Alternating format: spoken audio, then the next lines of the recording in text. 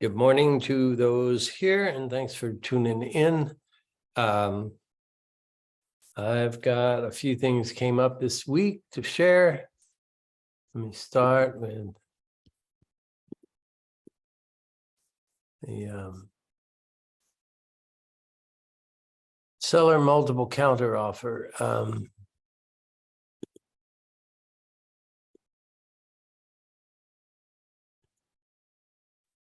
I'm just curious. Let's see, where's my stop share? Oh, there it is.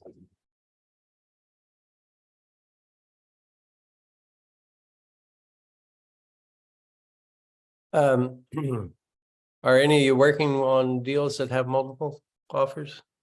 Yeah. So what happened this week was we had a transaction, and we were representing the seller. So the seller got two offers, and so decided they wanted to counter them both. So uses the seller multiple counter offer form. Our agent involved had not used this form before and not had an experience of it on either side of a transaction. So the seller was concerned, expressed their concern that if they give out this offer and one of the sides responds, would that preclude the other side from also responding? And of course, we know why we have this form is because it used to be, kind of a horse race. Whoever got their offer, if it was just a regular counter offer, whoever got theirs back first, kind of won. But now this paragraph 6 of the seller, the multiple counter offer, says the buyer's acceptance of the seller multiple counter offer shall be, that's the revoked part, I'm sorry.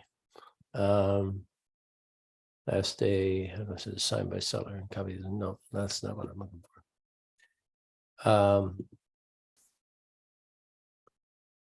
And the paragraph 8 here is showing the selection of accepted multiple counter. Note to seller, do not sign in this box until after the buyer signs in paragraph 7. So so the buyer is going to sign here. The buyer accepts this multiple counter offer, and that's where the buyer is going to sign, or they're going to submit another one.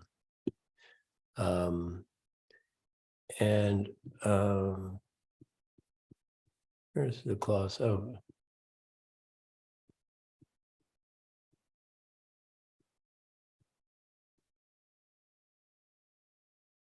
Well, where is the part about the seller? It's not effective till the seller signs it. Shall be deemed and broken by the seller. Signed paragraph. Okay, a copy of the seller multiple offer signed by a seller in paragraph 8 is personally received. So unless this buyer gets back this signed by the seller in paragraph 8, the buyer's signature in paragraph 7 is not binding. So that's the proviso that it's subject once again to the seller's approval. Sorry, I was skipping around. It was always in that paragraph 7. Anybody got any questions on that? That's why we use that multiple counteroffer form rather than just regular counteroffers. It used to be there was a little checkbox in the regular counteroffer and it said multiple counteroffer. And one time I had an offer and I missed that, and I thought we were the only counteroffer, so we accepted it. And this seller said, "Oh no, we took the other one." I said, "Oh, really?" Oh. Yeah. Go ahead, Heather. Mm-hmm. We just received a multiple seller counteroffer on an offer that we wrote, and they just put that old, submit buyer to submit highest and best. They actually said highest and best, all cash offer with no contingencies. Okay. Yeah, fun. So we could count, I mean, because they were asking essentially for us just to change the contingencies and the, no financing, but we can, in our counter, we could still counter out anything. Yeah, We could sure. change any terms from okay. That's what I Yeah. thought. I just, Yeah. I mean, they're just asking for that, that's what they Mhm. want here.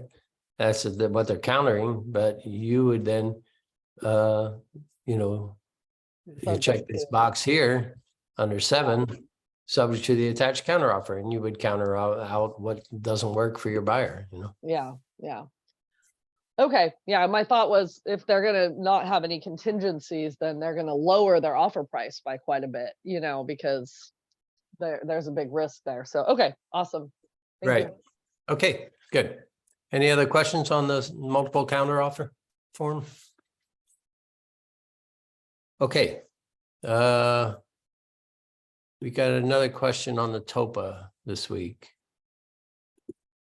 I just have a quick question on the marketplace for your guys' area. Are you guys seeing a lot of multiple counteroffers right now? I wouldn't say a lot, but we're seeing some. Okay. I did my calculations last week. They'll be out in the blog later probably over the weekend. But in the region, which includes, it doesn't include Lake because you have your own MLS, but in Mendocino, Napa, and Sonoma, I think it was like 24% of the properties are taking a price reduction before they sell. Okay. Okay. But actually, 48% of them or so are selling at a reduced price below the asking price. So even though they haven't reduced their price, they've accepted an offer. A lower offer. Yeah. They close a lower offer. Okay. Now, and also 45% or so are selling in excess of list price. So we're still seeing that many sales in excess of list price, but not necessarily always having multiple counteroffers. Okay. Okay. Okay, so let's go back to the TOPA. So the TOPA is tenant occupied property. And we've gone over this before, but if you've got a tenant occupied property, you're preparing an offer, this is an addendum to the purchase agreement. So you're representing buyer, you're going to prepare this TOPA. Okay. And then it has a lot of choices here. I'm not going to go over those today. That's we've done that in the past, but you make your choices about what the tenant is going to do, whether it's going to be delivered vacant, with the tenant in it, whether you're going to have the estoppel certificates, and so forth and so on. But coupled with the TOPA is this RCJC, the rent cap and just cause addendum. This is a form that talks about rent caps and just cause evictions. And it is not signed by the buyer or the agents. It's between the tenant and what they now call the housing provider. We used to say landlord. I guess that's not a popular term anymore for some reason. But yeah, the housing provider. So what we do with this form is we deliver it, and then it's up to the owner, the housing provider, to deal with this form. Now, whether we get it back or not, it doesn't really affect our buyer that much, unless the tenant's going to stay in the property. Now, what we had a situation here where the tenant the property was to be delivered vacant. So the seller said, well, I don't need to give them this rent cap and just cause addendum because they're going to be leaving. So this would be used, we want it back for the buyer if the tenant's going to be staying in the property. Okay. Otherwise, we probably don't need it. Any questions on that? Okay, where's my list? Okay, we have the good old RR. Request for repairs. So you finished you're representing the buyer. You've finished your inspections. You're getting ready to move contingencies, and you're going to ask for a few things. So you ask using this request for repair. I had a call this week, and he says the buyer wants these things. Should I just write up an addendum? And I said, no. First of all, if anything, you'd write up an amendment to the contract, not an addendum after you're already in escrow. And you don't want to do that because it represents a counteroffer. Then if the seller rejects it, they can cancel the transaction, which is why the RR form is used to make requests of the seller. So the buyer makes the request here and, different things. They attach reports, various things go on. This has an expiration date, just like a offer or a counter offer would have.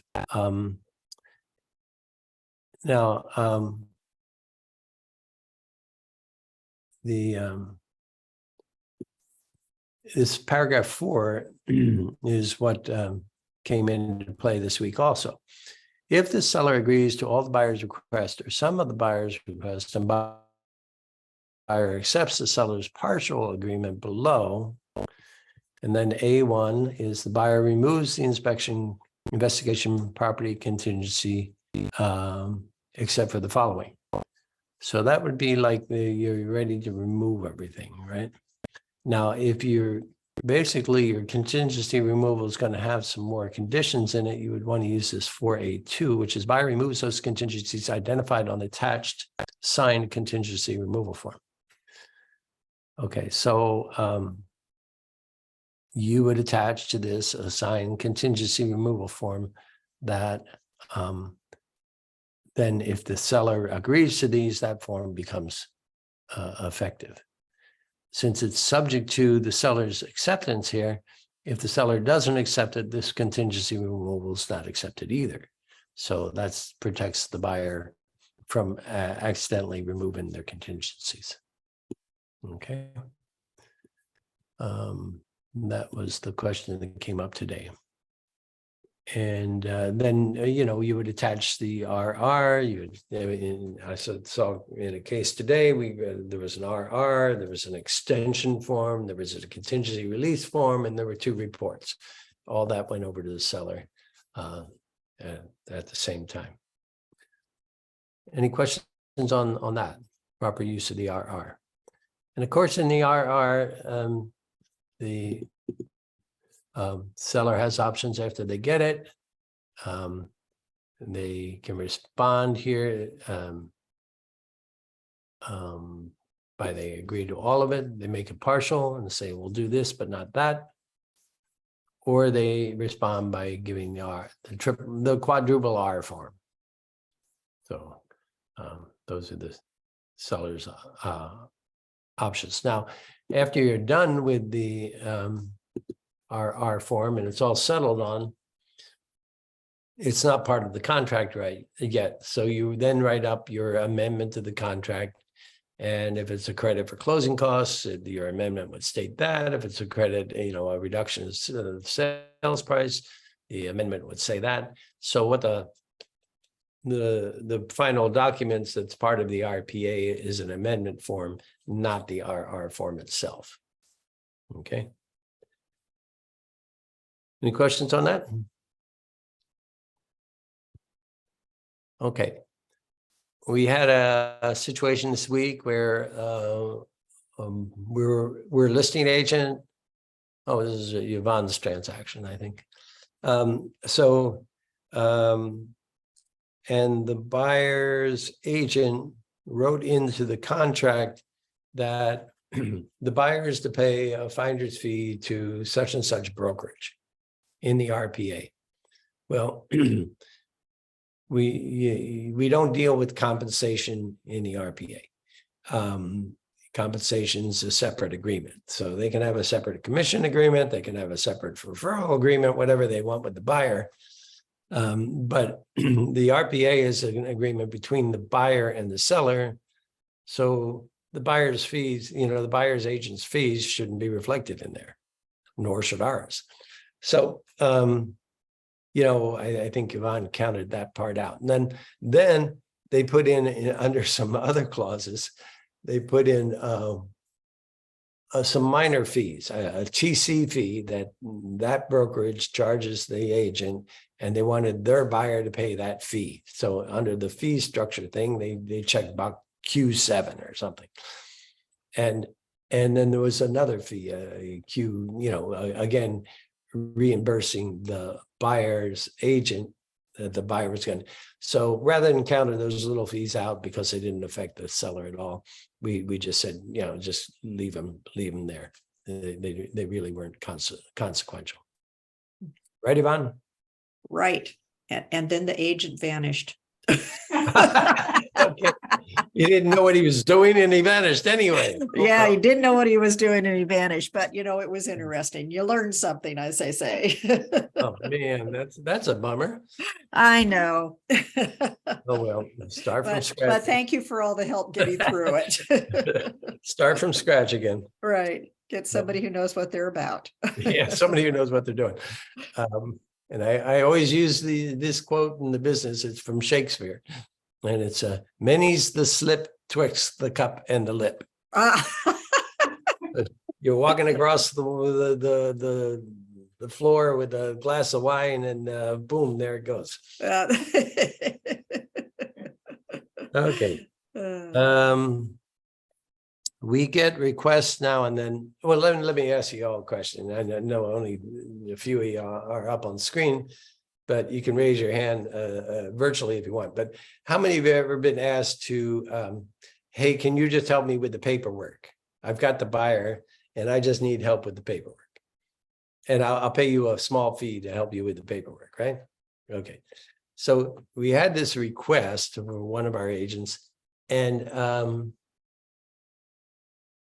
the theory was that they were going to just provide forms and not represent either party.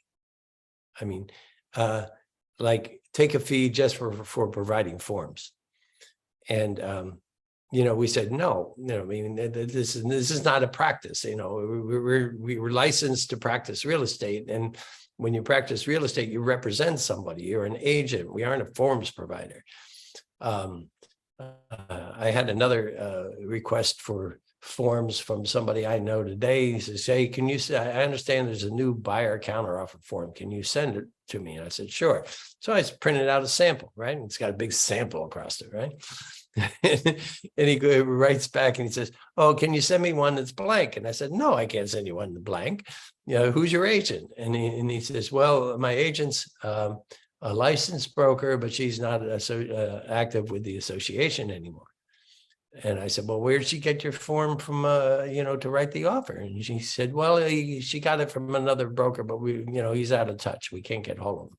I said, well, I'm sorry, I can't give you any forms because our risk management attorneys say we create ostensible agency as soon as we hand them forms. Now, if in the case of the first one I mentioned where he's not going to represent either party, that's really not even possible. You got to represent one side, and then, okay, you can have the other side sign that no representation agreement.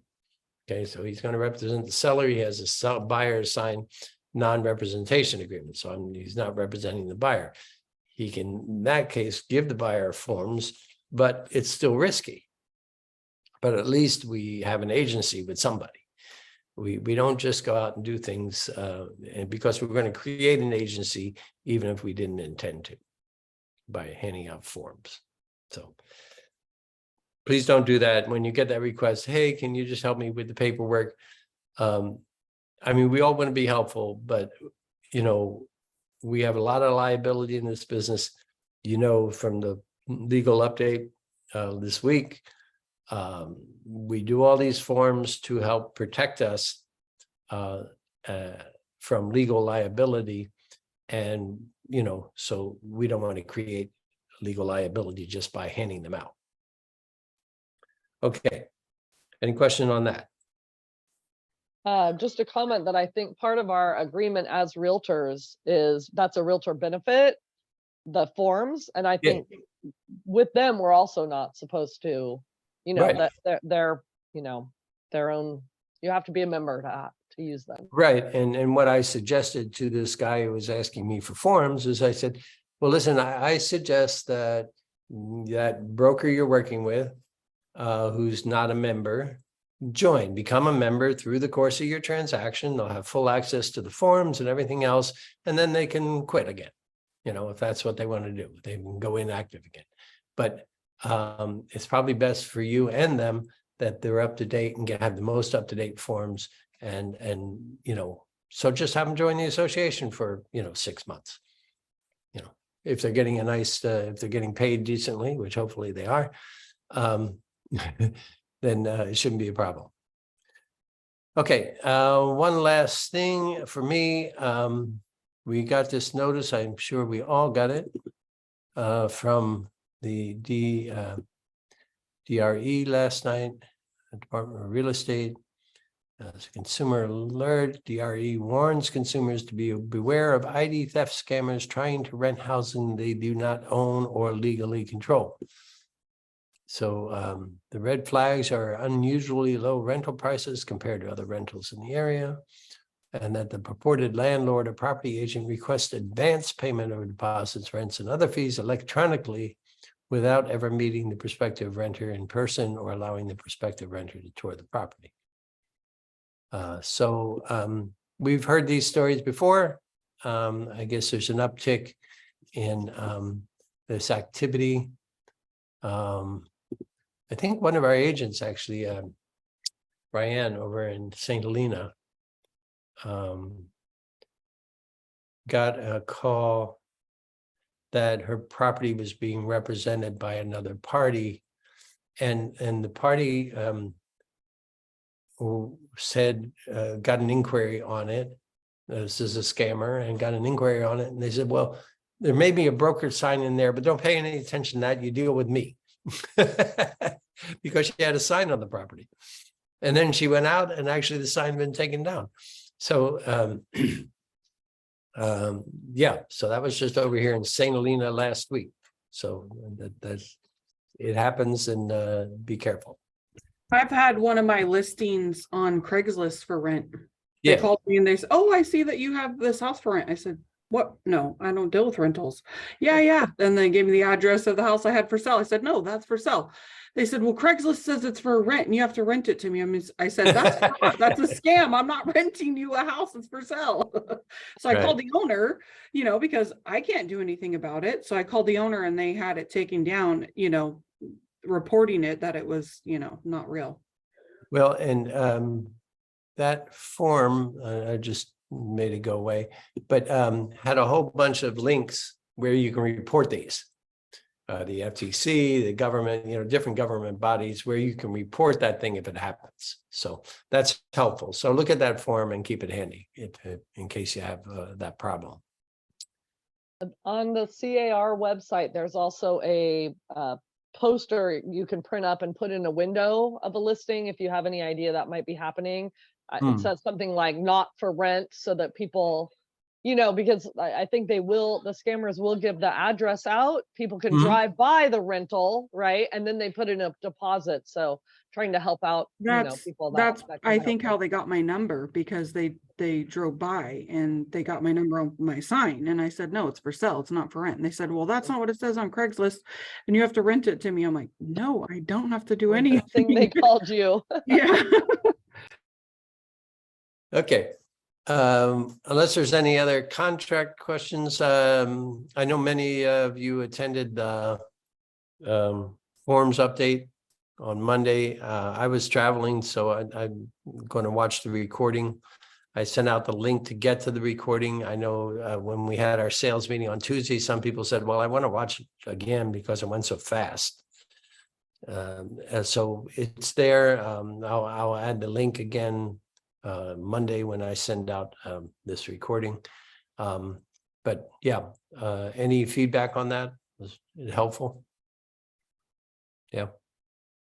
Okay. There's a couple of things that I, had thought was good tips, but other than that, I'm on the board for Lake County, so we kind of already see all this stuff way before our Yeah. attorneys go over it. So I kind of already had a heads up, and most of it on the rental stuff, honestly, I don't pay attention because we don't do rentals. So Yeah.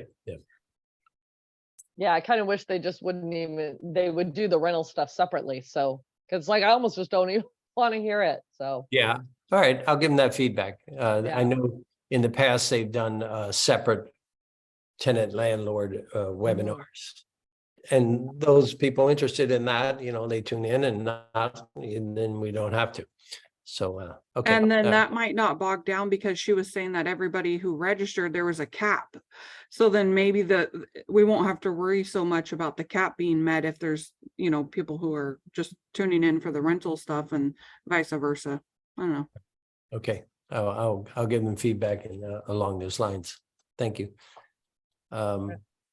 Okay, Heather. can I ask a quick question? Sure. Mhm. We have the offer we have out right now is for a probate listing, which I haven't done one in a few years.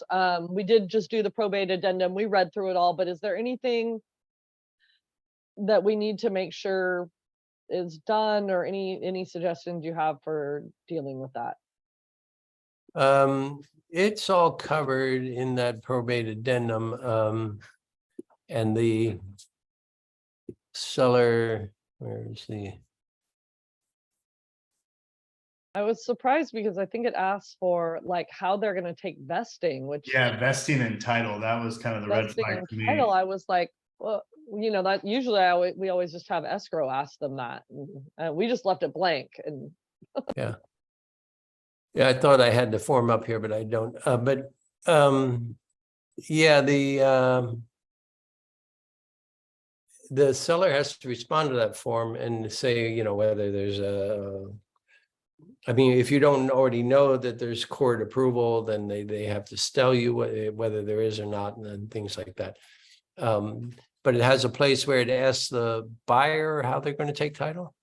Yeah, the top of page 3 in that probate document, it asks how the buyer is going to vest in title, which is a little bit weird because we'd be presenting it with the initial purchase offer, so we wouldn't be in escrow yet. And so they haven't had the opportunity to speak with an escrow officer about how they want to vest the title. And then also for court confirmation, there was one of 2 boxes. Well, you could leave it blank, and then there was 2 options you could check of the seller has to confirm that there is no court confirmation immediately, or X number of days to confirm there's no court confirmation. Right. so is it okay to just leave the vesting part blank? I think so. I've made a note of it. Now I'll check with Bill and Shannon about that too. I'd like to know about that too, because I did leave mine blank when I filled one out because it was just an offer, and I'm like, we don't know. And then the other thing too is it's crazy how some of the times the agents are like, well, I don't really know if it needs to have court approval because they had a court date, and they're just so wishy-washy. I'm like, either it needs court approval or it doesn't. Like, I'm like, maybe you shouldn't be representing the seller. Yeah. But I left mine blank because that wasn't something that I thought they needed right away. Yeah, and sometimes with this kind of feedback, because for years, one of our local agents here in Sonoma was on the forms committee, and I would go and I'd send David, I'd find some typo or some inconsistency in a form. I said, hey, David, look at this. Maybe you can look at this with the committee because it doesn't look right. And then they change it. So maybe that's something that can be changed if it's not material. Okay. Thanks a bunch. And Heather's got some stuff for us. Okay. Hey, everybody. Thanks, Gary. Always good info. Today I thought I'd go. The other day I was looking at my emails. I was just gone for a couple of days, and I came back and I had 1,200 emails or something. And I just was like, okay, there's got to be better ways to deal with this.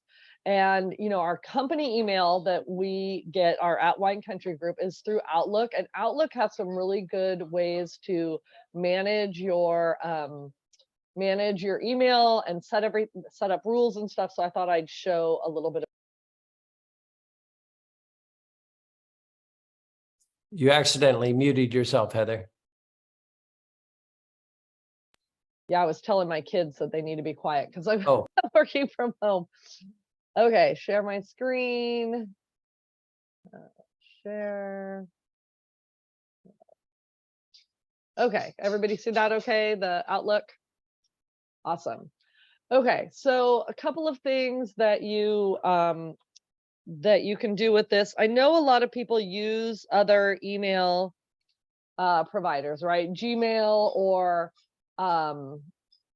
who knows, whatever, you know, one of my emails is through Sonic. So you can use any program you want, or you can have any email brought into Outlook.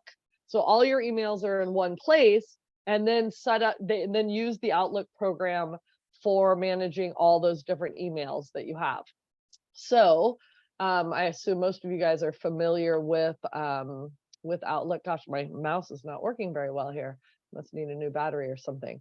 But I thought I'd show just a few things you can do to help set it up so it works as best as possible.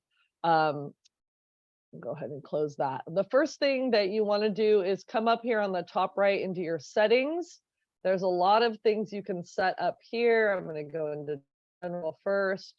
It allows you to change the appearance. So if you like, if it hurts your eyes, you can change to dark, so that you have a dark background instead. You can also add different themes. You know, mine's just a blue theme right now. Maybe I'll change it to something else, and it makes it look a little different. If you like doing something like that, you can. I'm going to do the kitty, and then make sure you click save. One thing that I really suggest that you do, I don't know about you guys, but I get super distracted. So if I'm working on something and an email, you know, and on the bottom right-hand corner of your screen, it pops up every 20 seconds that you've gotten an email. Well, you can change right here in notifications when and how you get notified of new emails. So it defaults to, gosh, my mouse really isn't working. It defaults to different things. You can have these in-app notifications just when you're in Outlook. And there's also on the bottom here, send me desktop notifications. So that's when you're working in another program, if you want it to notify you. I don't like that. I don't like to be constantly getting a notice on the bottom right. But if you do like that, then and sometimes you go in and it's automatically selected on, and sometimes it's automatically selected off. I don't know why. So you might go in and check it. Right now it's set up to send me desktop notifications for any messages in my inbox. A cool thing is you can favorite people and only have it send you notify you of messages from your favorite people. So maybe, you know, if you're working with a particular client at a time, you can create them as a favorite person, and then it would just notify you that. And then there's also for events. So I keep that undone. I also, I don't like it to play a sound, or I'm not going to have it do most of these notifications. That's how I like it. You just want to go in and decide what makes the most sense for you. Make sure bottom right, you click save any changes you made. Let's see, categories, is that something? Oh, you can categorize your emails by these little colored tags. So you just go to categories, and then you can edit it. And instead of just saying blue category, you can actually name it, right? You can name it family emails, or you know, business, or however you want to set up different categories in there. Let's see. Oh, this one's really handy too. I'm not going to show, there's a lot in here. So I'm just going to kind of go over a few things that I think are kind of my favorite tips and tricks here. This search one, if you open up search, you have an option when you're in the email program and you're searching, right? You want to look at all emails.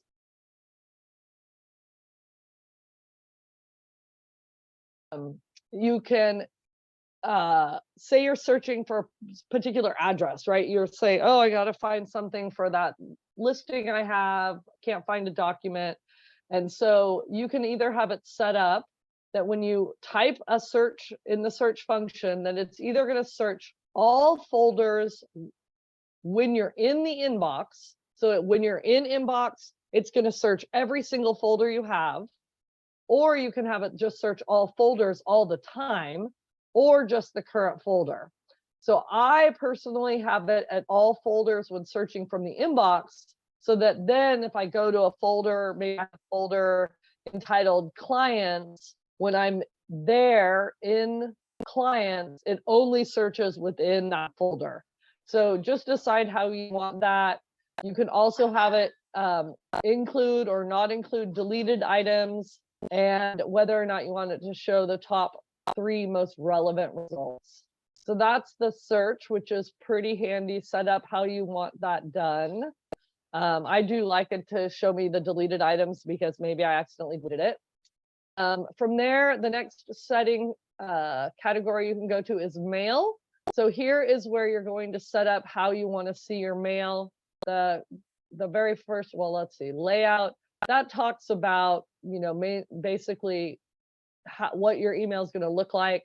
And then also when you're looking at the emails, do you want to see like the newest email on top or the newest on the bottom, or just each individually? And then if you want it to have the deleted items show up in your email thread. So you can switch that. Compose, this is where you can add your email signature. It's really simple to do. You just click right here on new signature. If you don't have one, you can ask Haley and she can create a signature for you, or there's really easy, you can just go in and actually type it in right here, right? Kind regards, right? Oops, I can't spell. Kind regards, Heather, blah, blah, blah. You can add in an image, whatever you want, or you can ask Haley to do a really nice one for you. Or there's you can just type in Google or your search engine, you can type in signature, email signature creator, and they have ones you can pop stuff in and then they'll make it look all fun and nice for you. Kind of fun to do. I'm not going to save that because I don't need a signature saying kind reg. Attachments, I will discard that. Attachments, I really think it's great to make sure you have this checked, which is that it warns you if you're about to send a message and you don't have an attachment. So it's like if you wrote in the body of the email I've attached, offer attached, and you don't have anything attached, it'll warn you before you do that. You can also add different accounts here so that you can attach things directly. I mean, it pops up for you, but if you add it, it just takes out one step for you. Rules is really handy. What happens when you get your email is all your email just comes into your inbox. And if you have, 250 emails a day, it's all going to just pop there in your email and in your inbox, and you have to sort through it, right? Something I suggest you do is you go through every couple of weeks and unsubscribe to anything you don't want to be receiving. Clean that up, because then you don't ever have to deal with it, right? As opposed to if it comes to your email box, then you actually have to deal with it. You have to put it into a folder or respond to it or delete it or whatever. A rule allows you to create a specific thing that happens anytime a specific email comes into the program. So what you can do is I'm going to go ahead and click on add new rule. I'm just going to say sample here so that we have it. And this tells the program when an email comes into the inbox, what it should do with it. Most of them will just go and stay in the inbox. But if there's ever, I'm going to click on add a condition, you can choose to have any of these conditions make something happen. For instance, if I'm on the CC line, well, maybe if you're CC'd, you always want to put it into a separate folder because these are just things that you're getting copied on. You could do that. The ones that I really like is, where is it here? Keywords. So I'll often set up a rule for a keyword. Maybe, I mean, you could even set it up for a particular property, or maybe you want any email that comes over with the word prescription or the word property or whatever, it will then take those out, and then you'll tell it what to do with it, right? So for instance, sender address, I'm going to go message body includes, and it's going to say it's comes up with the word, I can't think of a good example right now because I just won't save it. So maybe any lead that I get from, say I'm buying Zillow leads, right? Any Zillow, anytime it says Zillow or Zillow lead. Actually, I would do that in 2. Zillow or message body includes, oh, it's not going to let me do it in 2 ones. You can do it 2 here, lead. All right, anytime it says Zillow or lead, then I want it to go add an action. I want it to move it to a folder. So it always, and then what I would do is I'd create a new folder for Zillow leads, right? So it's not going to then come into my inbox. It's going to automatically go into this folder. So when I'm ready to deal with my Zillow leads, I pop into that folder. I don't have to search through all my email for it. So it's super, super handy. Oh, I didn't do that, but yeah, so that's really nice. I'm going to just discard this, but if you have emails, maybe you volunteer for a certain organization, right? Maybe you're in Rotary or you're on the board of directors for your association. You can set up a rule so that all those emails automatically go into one folder. Then you always have them there, easy to access. They'll still show that they haven't been read. So you'll know that you need to go in and look at them, right? So take time to do this. It really makes things a lot easier for you. I have a couple here I was just messing around with. So you can delete those easily. Let's see. Any questions so far on like setting up rules? Rules are awesome. No, okay. All right, let's see. Forwarding. So if you have an email, if you want your Outlook emails to go to another program, then you would set that up here. Okay, where do you want it to forward to? And okay, quick steps. This is a really cool thing you can do as well. Now, a really good example for quick steps is if you have a few things that you like to do to some emails.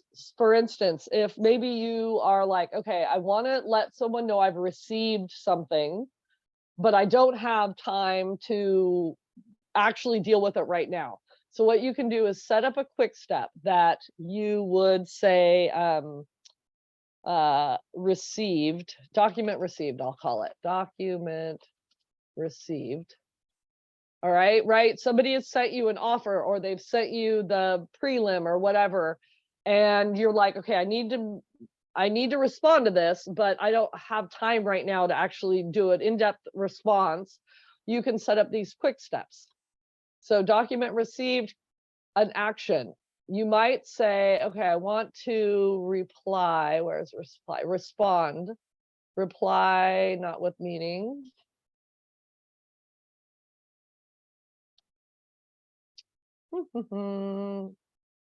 It doesn't have respond. I've set this up for myself and it has reply. Forward to, okay, I guess that's not an option right now. But you can have it mark as read, or you can put a tag on it, or you can flag it. That's something I really like to do. So automatically flag it that today I need to take a look at it, right? And then if you do that, it will show up in your taskbar.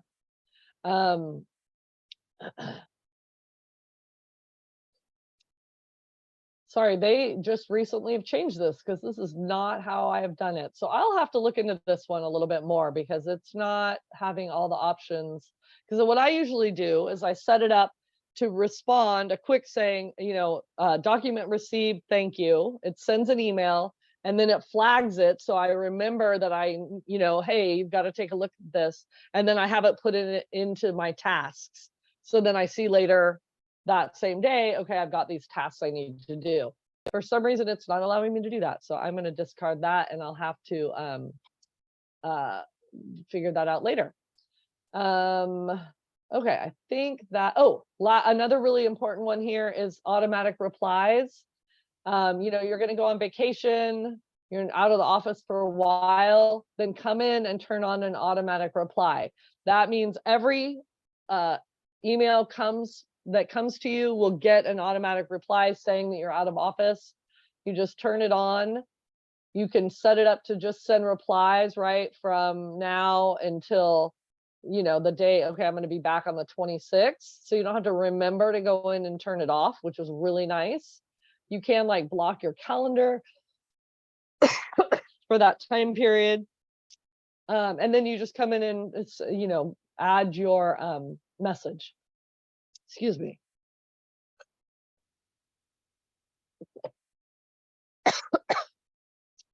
So that's really handy. I'm going to discard that.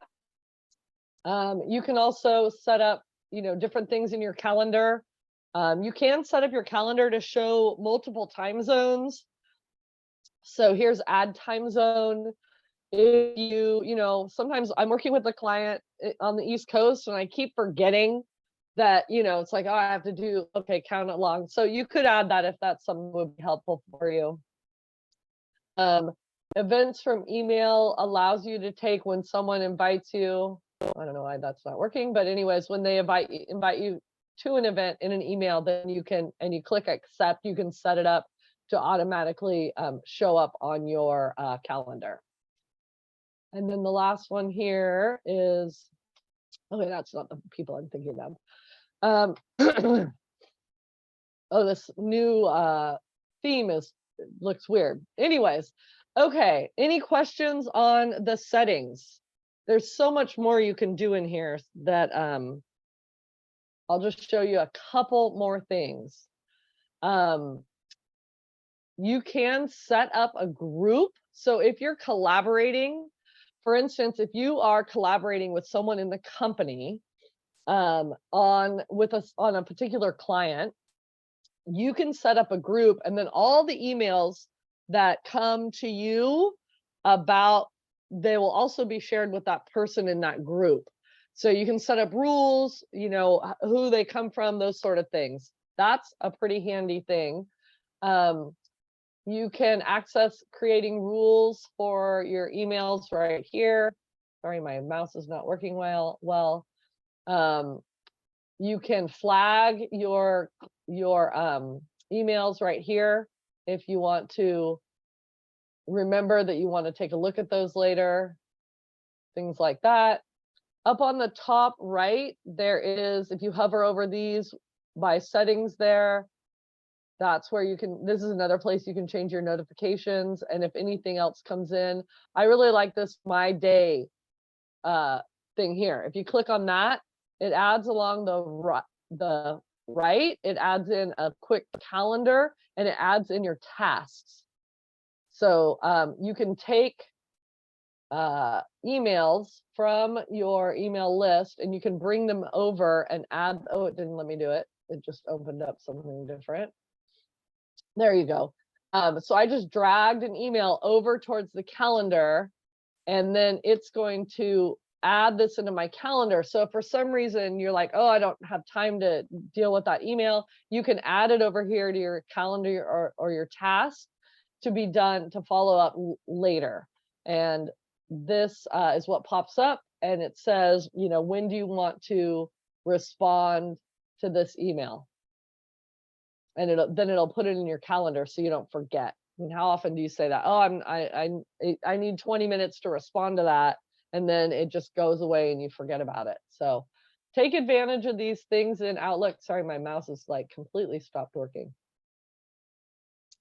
Because there is a lot you can do to really make your email processing a lot more functional, and a lot quicker, and make sure you don't miss anything. I think that's the important thing. So, any questions or thoughts?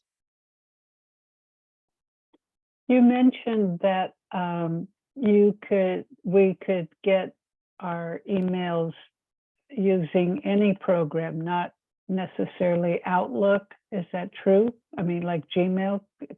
we're Yes, used to- yes, yes. You mean, so you want to see your Gmail emails in Outlook, or you want your Outlook emails to go to Gmail? If Outlook went to Gmail. Yeah, absolutely, absolutely. Right up here in settings, Uh-huh. you click on that, you come over to mail, which is already highlighted here, and then you come down to forwarding. Click on that and you see all it. my Outlook emails, they go to my Right. sheet at Sonic. So just type Okay. in right there your Gmail and then everything. And then you can decide if you want it to keep a copy here in Outlook or to delete it, you Okay. know, or just forward it. So Yeah.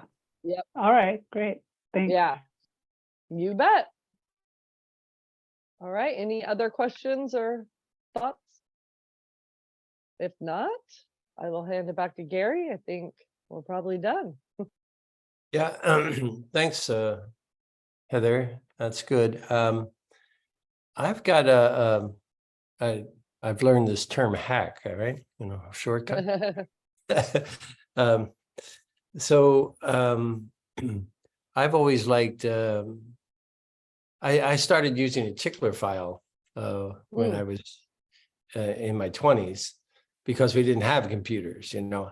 And the tickler file was this index box of with 1 through 30. And you, if you needed to follow something up in 2 weeks, you know, you just wrote it down on an index card and you put it behind the date that was 2 weeks out. And then, you know, every day you come in and check your tickler, right? So, and then my first CMA program was called ACT, A-C-T. And it had a similar thing. It could set things up in a tickler. What I use today, I'll see if I can show it to you. That's Safari. Where's my, hold on just a second.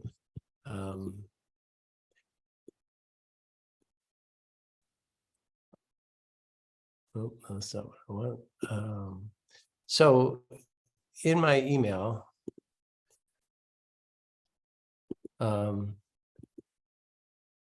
here's my mail inbox. And so I have this message here and I want to deal, I don't like Heather said, I don't want to deal with it now, but I want to deal with it, you know, on a certain date in the future. Well, I forward this to 24 July at follow up then.com. And I just send it there. And then on the 24th of July, followup.com will resend this email to me. So when I get to that date, it's sitting there. And then I can deal with it. So when I use it very often with these topics. See that I got this message from Follow Up Then. They said, we've got you covered. We'll send that to you, you know, then. So it's a useful thing for me. You know, we all get, you know, find our shortcuts and helpful things. That's just been a useful one for me. So it's followupthen.com. Okay, Cool. see one message in the chat. I think it's a thank you to you, Heather, for that. Super helpful. So good. Anything else before we retire for the weekend? Well, we don't retire as realtors, right? We work through the weekend. But work in the cool weather, as Jessica was saying earlier. Take care of yourself, hydrate, and show properties first thing in the morning and or in the evening, because it's It's hot the rest of the time. Any comments, questions? All right, everybody. Thanks for tuning in. We'll catch you all later. Bye. Thanks. Bye-bye. Again.